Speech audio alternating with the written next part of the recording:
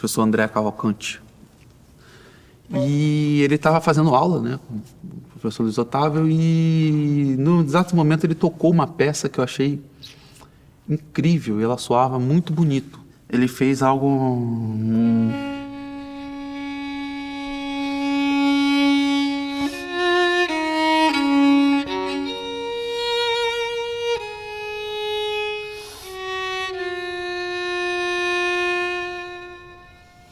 E por aí foi, um movimento inteiro, e eu escutava aquilo, tinha uma expressividade naquele toque, e eu falava, nossa, isso é muito bonito, eu quero isso para mim. Eu quero isso para mim, quero isso para mim, e fiquei ouvindo eles tocando. Eu lembro que um pouco antes dele terminar aquela execução, eu virei para mim e pensei, nossa, essa música tá no nível de expressão tá comunicando um afeto de uma forma tão fantástica, que eu não acho que não tem mais o que melhorar nessa música. Tá perfeito tudo que ele tá fazendo. E aí, de repente, ele tocou de novo. E aí...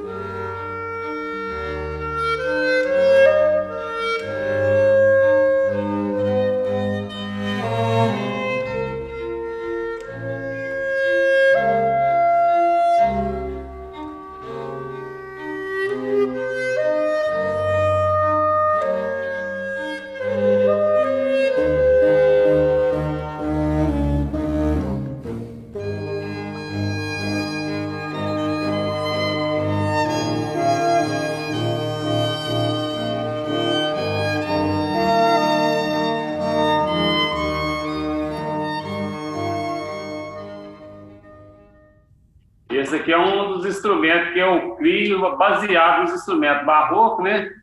Renascentista. Esse aqui foi um instrumento renascentista que veio cá. Baseado nele, eu criei esse instrumento com corda de ressonância, que vibra muito bonito. Quer ver? Segura o braço aí pra mim. Olha pra você ver.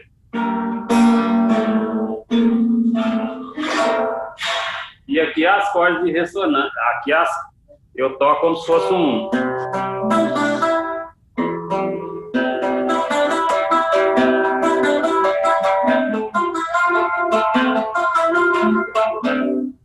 Porque nós não temos cravista aqui. Aí eu pego bandolinhos e aumento assim para dar um som de cravo, para acompanhar os bons violinistas, ótimos violinistas que tem aqui.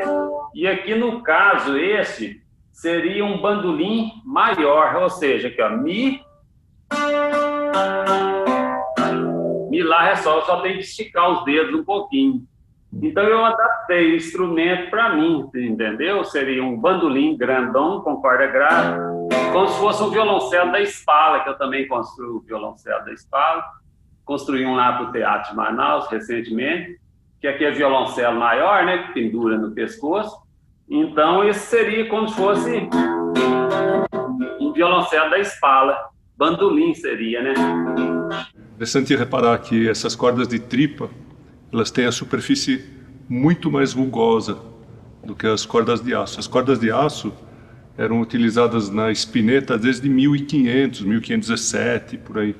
Ou seja, elas existiam e os musicistas preferiam as cordas de tripa. Era uma opção, era uma escolha, não era um atraso tecnológico. E as cordas de tripa, elas têm a superfície extremamente rugosa. Então, qualquer encostadinha do arco, elas ressoam imediatamente.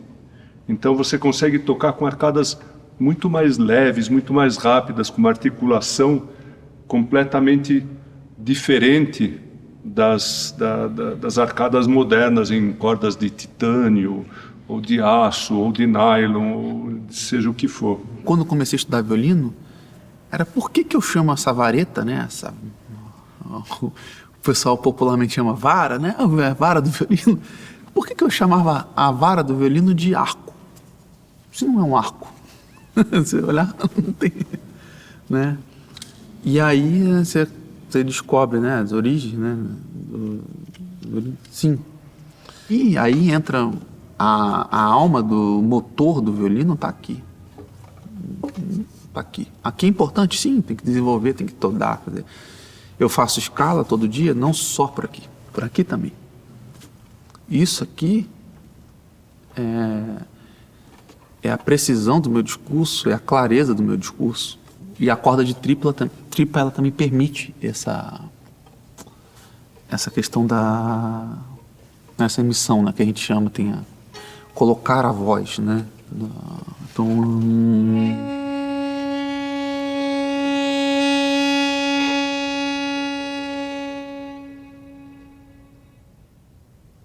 como vou entrar na corda ou não entrar, né? Isso é muito importante. A entrada na nota, a saída da nota também. Né? Fazer um trecho.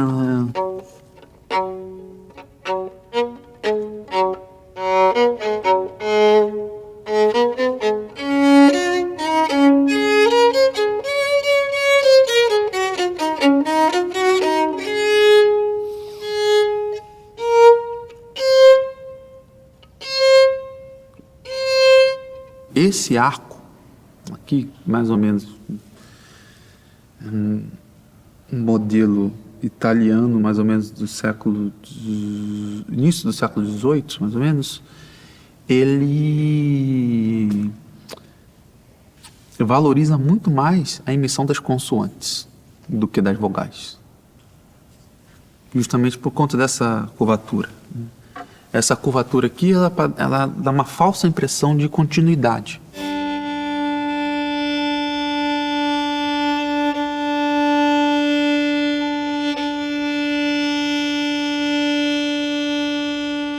Tem um arco mais longo, que prolonga, mas que em compensação, ele tem mais dificuldade de fazer essas consoantes, né? Esses detalhes na articulação tão precisos, né?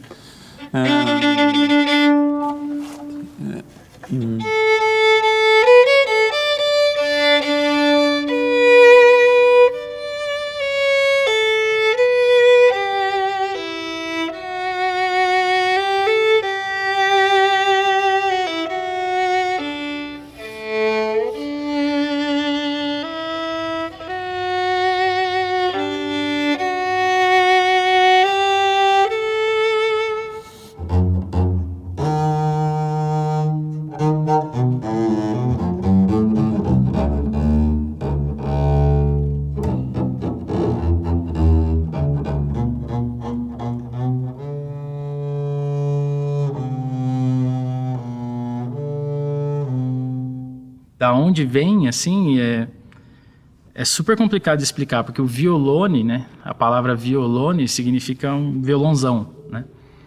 Então é só um aumentativo. Na época podia ser qualquer instrumentão grande. Então dependendo do lugar, violone é um violoncelo da época e do lugar, né? Ou então pode ser o basse de violão, que é mais parecido com o cello, é um cello maiorzinho, afinado mais grave. Mas também na época de Beethoven, um pouco antes, na época de Haydn e Mozart principalmente, é o violone em Viena, tem o violone vienense, que é um instrumento grandão, contrabaixo grandão, mas que vem da gamba, é afinado meio parecido com uma viola da gamba. Antes dele tem o violone da gamba também, mas dependendo do lugar, o violone pode ser apenas uma viola da gamba, que é uma oitava mais aguda do que o violone contrabaixo, né? Então é uma confusão, assim, muita da pesquisa que acontece nas universidades em relação ao contrabaixo histórico é tentando descobrir que instrumento que eles estão falando quando eles escrevem violone. Que Beethoven, provavelmente, pelo menos até o Opus 50, ele escreveu pensando no violone vienense, por causa do limite de tessitura.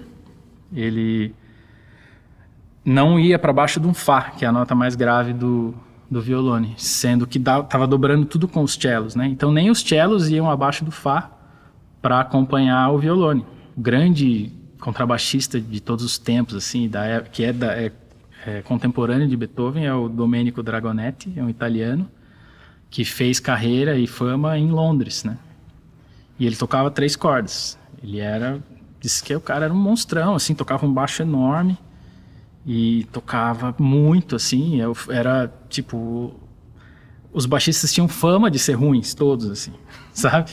Era um instrumento que, quem que vai tocar o baixo? Sei lá, coisa assim, sabe? Toca aí, toca o que der, sabe? Dobra a parte de cello, mas toca o que der, não precisa tocar todas as notas e tal. E, inclusive, a gente vai atrás disso na performance de música antiga, né? Não tenta, às vezes é melhor simplificar para soar melhor e tal, que era uma prática da época. Mas o Dragonetti não, diz que ele chegava e tocava tudo, tocava na oitava do cello e mandava ver, assim, o cara era uma estrela mesmo, foi a primeira grande estrela do contrabaixo, assim. E, inclusive, há um relato de que ele estreou a 9ª Sinfonia em Londres e ele solou o recitativo sozinho. Eu não sei direito se ele tocou sozinho ou se nos baixos ele foi sozinho com os cellos, ou se foi só ele e um cello, ele tinha um parceiro cellista lá. Mas é isso, eu não sei como ele tocou, porque ele teve que oitavar algumas partes, porque ele tocou um baixo de 3 cordas, não tinha as notas mais graves, entendeu? Então, por exemplo, uma das hipóteses de como ele tocou esse recitativo da 9ª Sinfonia, ele pode ter oitavado apenas a frase mesmo,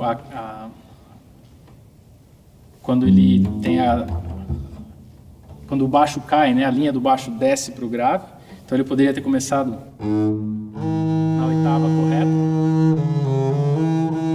e aí oitavado.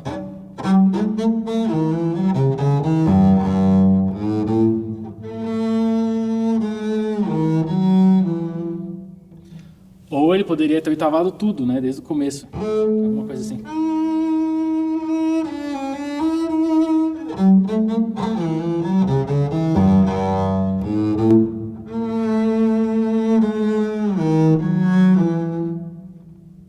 E o restante ele conseguiria tocar na oitava original.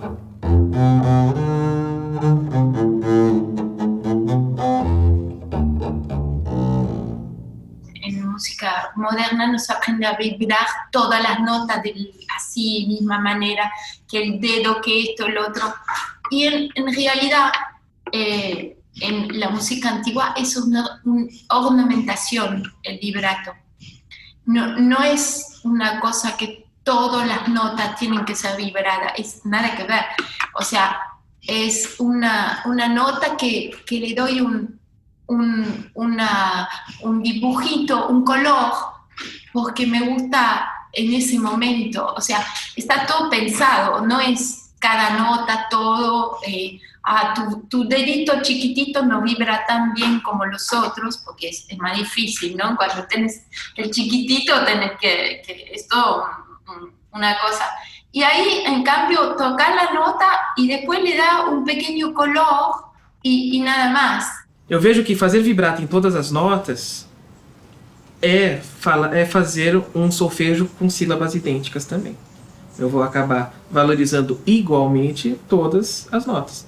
Não existe uma palavra que não seja, a não ser as monossilábicas, mas não existe uma palavra que tem 2 sílabas tônicas. Ela tem uma tônica e uma átona, uma tônica e 2 átonas e assim sucessivamente. Proparoxítona, paroxítona ou oxítona. Quando eu vibro todas as notas, por exemplo, eu estou igualando cada vez mais as notas entre si. Portanto, eu estou me afastando do meu argumento. Eu estou me afastando da comunicação. Eu estou, quer dizer, arrumando talvez um problema técnico em detrimento de uma questão musical. Tanto é que todos esses tratados aqui, eles recomendam que o vibrato seja utilizado com bom gosto. Se eu tocar tudo o tempo todo,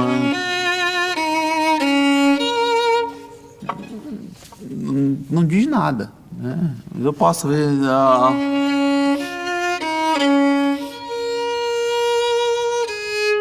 Não, usar um vibrato ali como um ornamento. Isso é um estudo mecânico. E é importante, sim. Fazer como estudo mecânico, show de bola, ótimo. Agora você tem obrigação como artista, se você quer ser artista. Bom, mesmo um bom violinista, você tem a obrigação, sim, de ir além disso. né? De procurar entender, não, aqui não cabe isso. Aqui vou desligar o vibrê, aqui vou usar aqui vou usar esse recurso, aqui vou usar esse recurso com... Aí você vai construir lá, tá vendo de meninas, aquele, qual é o nome do kit de eletrônica? Não. Aquele que você tem também, Bia. Arduino, né? Arduino, né? Com Arduino. Você tem que construir teu Arduino ali para que você... vou pegar meu Arduino e vou construir no meu vibrê outros recursos, né? Não é só tipo ligar e desligar.